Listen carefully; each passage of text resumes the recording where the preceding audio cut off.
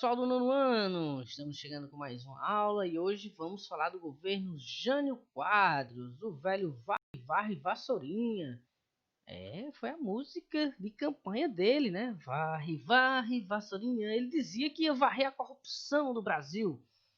Ele acusava o governo JK, Juscelino Kubitschek, de ser o governo mais corrupto do Brasil. O Brasil tinha, né, feito aí grandes obras, como estradas, portos e a cidade de Brasília no governo JK, e ele dizia que tinha sido um governo de grandes corrupções, que esse dinheiro tinha ido para lavagem de dinheiro e várias outras coisas, né? O Brasil já sofria um pouco com a política JK de investimentos, né?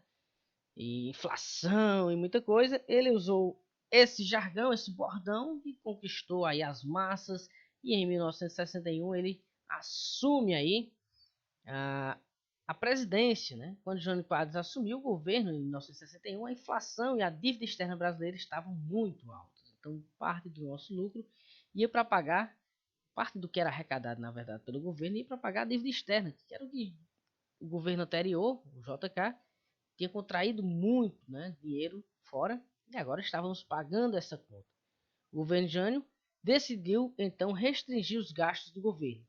Para isso, ele diminuiu o crédito aos empresários, congelou os salários, cortou a ajuda governamental às importações de trigo e de petróleo, o que promoveu um aumento de 100% nos preços do pão e dos combustíveis. Então, imagina aí.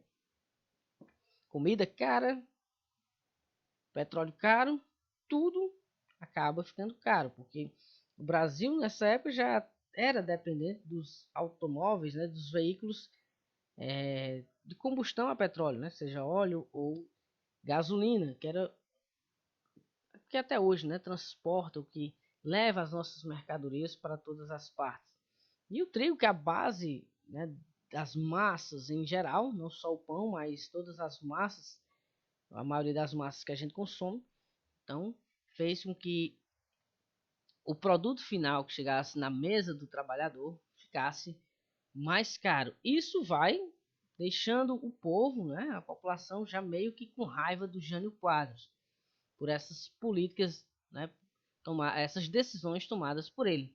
Com essa política, o governo ganhou, né, confiança do FMI, Fundo Monetário Internacional, e conseguiu renegociar a dívida externa, mas descontentou a população brasileira e perdeu popularidade. O pessoal não estava gostando muito dessas ideias aí do Jânio Quadros. Externamente, o governo de Jânio negou-se a manter alinhamento do Brasil com os Estados Unidos. Inclusive, iniciou para reatar as relações diplomáticas com a União Soviética e com a China comunista. Olha aí o que é que Jânio Quadros estava fazendo. Jânio Quadros se colocou contra a invasão de Cuba pelos Estados Unidos.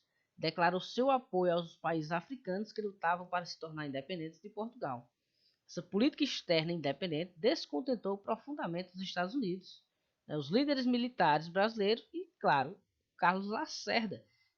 Carlos Lacerda ficou possesso com aquele mesmo da época do Getúlio Vargas, né? Ele estava vivo, um grande opositor, o cara que fazia grande zoada no Congresso Nacional e também na imprensa, já que ele também era dono lá de jornais no Rio de Janeiro e depois, né, passando para Brasília, onde ele vai ter filiais.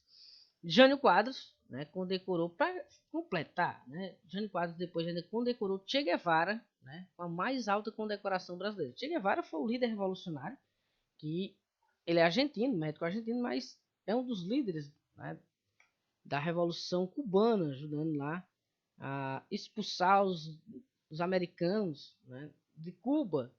Então, Che Guevara era visto pelos Estados Unidos como um grande inimigo. E Jânio Quadros dá a maior condecoração a Che Guevara. Isso foi visto pelos americanos, os estadunidenses, como uma afronta, né?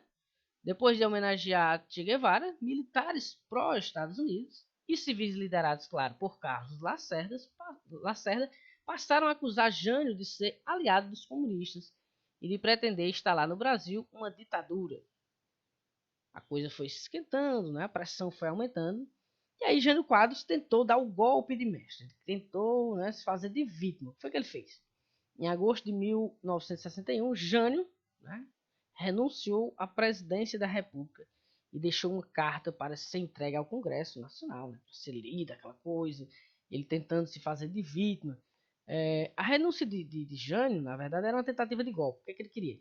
Ele apostava que seria reconduzido ao poder nos braços do povo e teria poderes para governar sem dar satisfação ao Congresso. Então, ele queria dizer que estava sendo perseguido por forças obscuras e aquela coisa toda, e achava que o povo ia abraçar aquela causa. Mas lembrem-se, que a gente já falou aqui anteriormente, né, ele congelou salários, ele aumentou o preço, né, dos combustíveis e seus derivados, né, do pão e do trigo e dos seus derivados, daquilo tudo que você pode fazer com o trigo.